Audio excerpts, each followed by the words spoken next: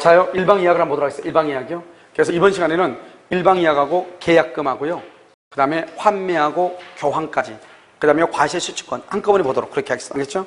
여기에 테마가 적은 것 같아도 여기서 문제가요. 적어도 2문제, 3문제가 나온단 말이죠. 먼저요, 여러분 예약을 보죠. 예약은 일방예약으로 추정을 해요. 그래서 예약이라는 것은 언제나 계약이에요. 언제나 계약. 그래서 우리가 계약이냐 단독행위냐가 이게 문제가 될 때 있단 말이죠.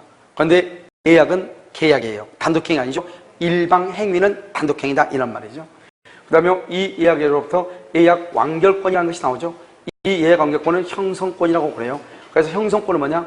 우리가 청구권은 소멸시효 걸리죠. 형성권은 제척기간에 걸려요.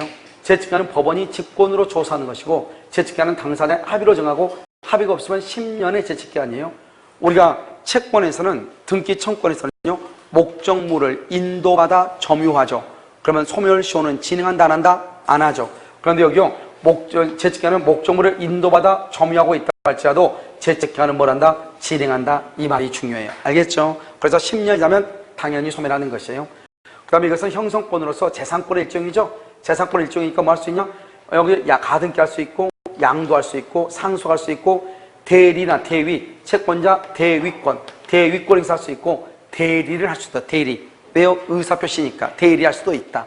그 다음에 일방적이죠. 일방적이라는 말은 상대방의 동의를 받지 않고 하는 것이고, 의사를 표시해야지 본계약이 성립한다 이 말이죠.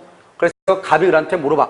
당신 예약 완결권 행사할 거요 말 거요? 이렇게 채고를 했다 이 말이죠. 근데 을이 아무 말 하지 않아. 그러면 예약은 효력을 만다, 잃는다. 그 말은 본계약이 성립한다 안 한다? 안 한다 이 말이죠.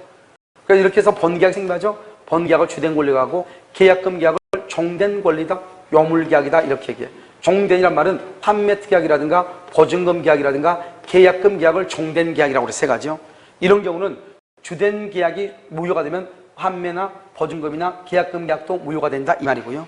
그럼 이것은요, 요물 계약이에요. 요물. 현상 광고, 대물 변제, 계약금 계약, 보증금 계약은 요물 계약에 속한다 이 말이죠. 그래서 계약금 계약은 종된 계약이면서 요물 계약에 속하고, 주된 계약이 무효가 되면 종된 계약인 계약금 계약도 무효가 된다 이 말이고, 계약금은 언제나 해약금이 되는 것이 아니고 아무런 약정이 없으면 해약금으로 추정한다. 해약금이라는 것은 뭐다? 중도금을 지급하기 전까지 계약금을 준 사람은 포기하고 받은 사람을 2배를 주고 계약을 말 수 있다. 해제할 수 있다. 따라서 우리가 중도금 이후 단계가 이행 단계고, 이행을 하지 않으면 채무 불이행이 된다 이 말이죠. 그런데 계약금에 의해서 계약을 해지할 때는 이행 단계 전에 계약을 해지하죠. 그래서 채무 불이행이란 말이 없고, 채무 불이행이란 손해배상, 채무 불이행이란 원상회복물란 말이 계약금에 의해서 계약을 해지할 때는 없다 이 말이고요. 계약금 계약에 의해서 계약을 해지할 때도 이것은 형성권으로서 일방적 의사표시죠. 그러니까 갑이요, 계약금 받은 것에 배액을 정하고, 갑이 배액을 정하고 해제 의사를 표시하면 되는 것이고, 여기서 이 계약금을 공탁시킬 필요는 있다 없다? 없다 이 말이죠. 그래서 계약금에 의해서 계약을 해지할 때는 배액을 정하고 해제의 의사를 표시하면 되고, 그것을 가지고 뭐 할 필요는 없다? 공탁을 걸 필요는 있다 없다? 없다 이 말이죠. 없다. 알죠? 그래서 일부만 지급을 하더라도 무슨 단계다? 이행 단계가 된다.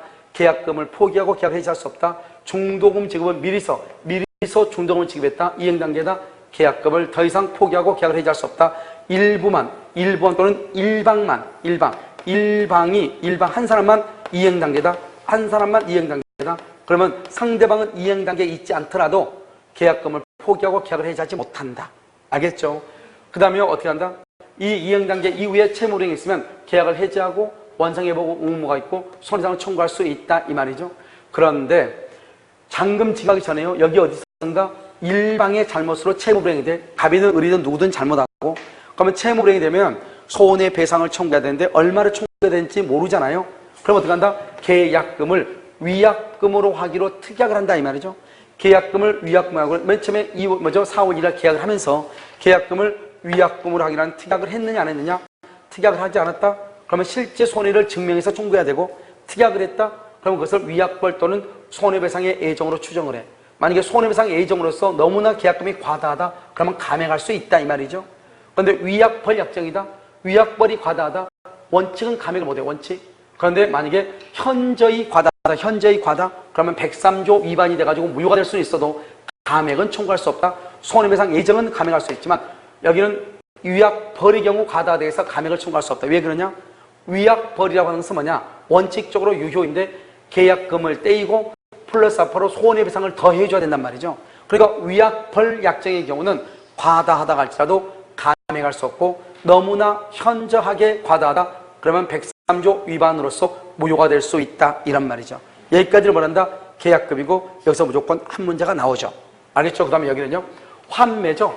환매는 부동산의 경우는 5년, 동산의 경우는 3년. 이 기간은 연장되지 않고 기간을 정하지 않으면 5년, 3년으로 5년, 3년이 되고 이 기간을 초과죠.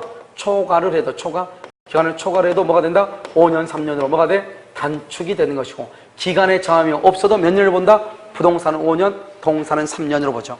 그래서 갑이라는 사람이 을한테 판단 말이에요. 집을요. 갑이한테 팔아. 그러고 나서 이 갑이요. 이일 그래서 을한테 등기해주면서 동시에 반드시 동시에 그래야 돼. 환매 특약에 등기를 해. 그러면 갑은요 환매권을 행사할 수 있죠. 몇 년 안에? 부동산 경우는 5년, 동산은 몇 년? 3년 안에. 이 환매 특약의 등기는 언제나 부기 등기로 해. 언제나. 우리는요 가등기를 할 수 있고 부기 등기를 할 수 있는데 언제나 부기 등기로 해요. 만약에 동시에 하지 않죠. 등기를 동시에. 그럼 이것은 환매가 아니고 재매매 예약으로 보는 것이고 환매 특약에 등기를 할 때는 뭐도 등기하냐? 환매 대금도 등기를 해야 돼요. 환매 대금은 아무런 약정이 없으면 매매 대금 플러스 매매 비용을 합한 것을 뭐라 한다? 환매 대금이라 그래. 매매 대금 플러스 매매 비용을 합한 것을 환매 대금이다. 이렇게 얘기를 해. 그 다음에 여기 4번에 병이 있죠. 병. 이렇게 병이 있잖아요. 그럼 이런 병이 없으면 어때요? 환매 특약에 등기가 되어 있는 병이 또 울로부터 넘겨받았다 이 말이죠. 알았죠? 그래서 이 을은요 환매 특약에 등기가 있다 할지라도 병에게 처분할 권리를 잃지 않는다 이 말이 중요해. 처분할 수 있다. 그러면요 이 갑이라는 사람이 누구한테 환매권을 행사하냐? 현재의 양수인한테. 현재의 양수인한테. 을이 아니고 현재 양수인한테 환매권을 행사를 해. 그때 어떻게 한다? 환매 대금을 주고 하면 되죠. 환매 대금은 아무 말이 없으면 매매 대금하고 매매 비용이다. 그 다음에 그래서 또 아무런 약정이 없으면 매매 대금의 이자하고 그 다음에 과실, 매수인이 과실은요 상계한 것으로 보죠. 언제나 상계가 아니고 다른 약정이 없으면 과실과 이자는 어떤 걸로 본다? 상계한 것으로 본다. 이것을 환매라고 얘기하는 것이고요. 교환을 한번 봐봐요. 교환은 금전 이외의 재산권이니까 금전은 교환이 안 돼요. 금전은 그 다음에 재산권은 주식이라든가 소유권이라든가 전세권, 저당권 이런 것들이 재산권이죠. 이를 완성한 의무라든가 노무 제공 있죠. 노무, 노동력 제공 이것은 재산권이 아니니까 교환할 수 없어요. 그런데 우리가 금전만 주면 안 되는데 기본적으로 보충금을 줄 수 있어. 보충금은 매매 대금에 관한 규정을 준용해서 보충금을 준 경우도 교환으로 봐. 그런데 100% 반배급부로 돈을 주면은 그것은 매매가 돼. 매매. 그래서 여기서요 이 건물하고 1억짜리요. 이 토지가요 9천만 원짜리요. 이걸 두 개 맡겨놓을 수 없잖아. 하나는 1억짜리고 하나는 9천만 원짜리니까요. 그냥 여기다가요 보충금으로 1,000만 원 얻는다 이 말이죠. 이런 경우는 100% 돈으로 준 게 아니잖아요. 그래서 이런 경우는 교환이라고 하고 만약에 을이 갑한테 집을 사면서 1억짜리 집을 사면서 1억 원의 돈을 준다. 100% 돈으로 주죠. 우린 것을 매매라고 얘기하는 것이고 100% 돈으로 주는 것은 아니고 일부만 돈으로 주죠. 그것을 보충금이라고 해가지고 그것을 교환이라고 얘기를 하는 것이에요. 그런데 이 보충금은 매매 대금하고 똑같죠. 그래서 매매 대금과 관한 규정을 준용하는 것이고 우리가 교환에는요 유상, 쌍무, 낙성, 분료식이 있죠. 그래서 유상계약에는 뭐가 있다? 계약의 해제, 담보책임, 계약금 계약, 매매 대금 이런 것들이 유상계약이 있고 쌍무계약에는 동시행 합의권, 위험부담 이런 것들이 있죠. 알죠? 이런 것들이 다 교환계약에도 그대로 다 적용이 된다. 이게 너무너무 중요해요. 그래서 나중에요 토지하고 건물을 맞바꾸려 했는데 만약에 건물을 안 준다 이 말이죠. 그러면 계약을 해지해야죠. 건물을 받아왔는데 구멍이 뚫려서 비가 샌다. 담보 책임이죠. 알겠죠? 그 다음에 또 뭐가 있다? 여기 매매대금이죠. 보충금은 매매대금에 관한 규정을 준용한다. 그 다음에 건물의 등기와 토지의 등기는 무슨 관계다? 동시이행이다. 그 다음에 맞바꾸려 계약을 하고 난 다음에 건물이 불타버렸다 이 말이죠. 그럼 무슨 관계다? 위험 부담의 문제다. 이런 것들이 다 교환계약에도 다 적용이 된다. 그래서 교환계약은 유상, 쌍무, 낙성, 분료식이다. 특히 여러분 교환계약을 요물계약이다. 그러면 돼? 안 돼? 안 돼. 요물계약은 뭐가 있다? 현상광고, 대물변제, 계약금계약, 보증기계약, 현대계복 이렇게 있다 이 말이죠. 그 다음에 과실수치죠. 항상 여러분 과실수치하려면 점유를 해야 돼. 인도. 그럼 여러분 원칙적으로 저당권은 점유를 하지 않기 때문에 과실수치권이 원칙적으로 없는 거예요. 그러니까 저당권자가 과실을 수치하려면 어떻게 해야 돼요? 저당권자가 과실수치하려면 어떻게 해야 돼? 그것을 압류해야 돼. 압류. 그래서 압류란 말이 나오는 거예요. 알죠? 그래서 저당권자는 압류한 후에 수취할 수 있는 과실을 미친다 이 말이죠. 그럼 5월 1일이죠. 인도죠. 인도하기 전에는 누가? 매도인. 인도하고 난 후는 누가? 매수인. 그 다음에 인도하기 전에 잔금을 지급했죠. 잔금 지급할 때까지는 매도인. 잔금 지급 후는 매수인. 그러니까 인도나 잔금이죠. 등기는 필요 없어. 등기를 아무리 빨리 도 필요 없어. 인도하기 전까지는 매도인. 그러면 나중에요. 잔금을 나중에 줬어. 그럼 어떻게 해요? 잔금을? 일단 이 사람은 인도받으면 인도할 때부터 매수인. 그러면 잔금을 줄 때까지 잔금 지급일까지 인도받은 날부터 잔금을 지급할 때까지 뭐를 주면 된다? 이자를 같이 주면 되죠. 그래서 뭐라 나온다? 매수인은 인도받은 때부터 이자를 지급할 의무가 있다 이런 말이 나와. 매수인은 인도받을 때부터 이자를 지급할 의무가 있다 이 말이죠. 그 다음에요. 갑의 건물에 대해서 을이 샀는데요. 을이요 1억 원에 잔금을 2월 1일 날 지급하기로 했어요.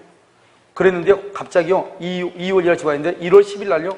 1월 20일 날 A가요. 가압류가 딱 들어오는 거예요.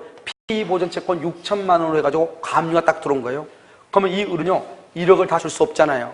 위험의 한도에서 얼마만 준다? 4천만 원만 준다 이 말이죠. 여기 6천이 있으니까. 그래서 6천만 원을 거절하고 4천만 원 준다 이 말이죠. 그러면 뭐란다? 갑이 을한테요. 아, 이 가압류 가짜다. 그럼 나 필요 없다. 나 가압류 등기했으니까 안 되겠다. 이렇게 얘기하면 갑이 을한테 뭐라냐? 담보를 정해요. 다른.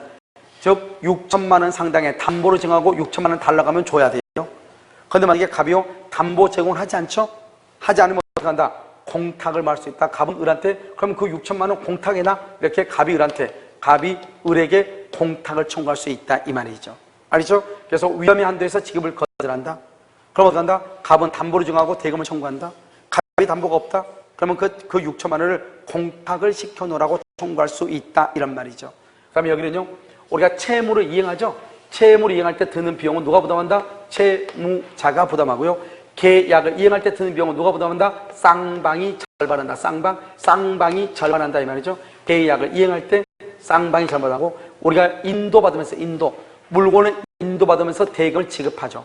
물건을 인도받으면서 대금을 지급하잖아요. 그러면 어디에서 대금을 지급하는가? 그 인도 장소지 목적물이 있었던 장소가 아니고 어느 장소? 인도 장소. 어디 장소? 인도 장소에서. 계약에 관한 비용은 계약 쌍방이 절반해. 알겠죠? 근데 채무를 이행할 때는 채무자가 부담을 해. 됐죠? 그 다음에 여기 어떻게 해요? 특히 오면 인도하기 전에 매도인, 인도가 나온 후는 매수인이죠. 잔금을 지급하면 잔금 지급받기 전까지 매도인, 지급받고 나온 후는 매수인이죠. 여기 매수인은요. 목적물을 인도받을 때부터 과실을 수취하니까 인도받을 때부터 잔금을 지급할 때까지 뭐를 지급한다? 이자를 지급해야 된다 이 말이죠. 여기죠. 유상, 쌍무, 낙성, 분료식 이렇게. 그래서 이것을 교환계약은 금전 빼고 금전 이외의 재산권인데 보충금은 있어도 된다 이 말이죠. 재산권은 주식 같은 것을 뭐란다? 재산권이라고 얘기하죠. 사채라든가 주식이라든가 이런 것들 있죠. 저당권이라든가 이런 것을 재산권이고 이를 완성하는 의무, 노동력 제공이죠. 노무 제공 이런 것은 재산권이 아니다 이런 말이죠. 이것을 뭐란다? 환매 이렇게 되어 있죠. 여기까지. 여기까지 이러면요 이제 한번 보시면 된다 이런 말이죠.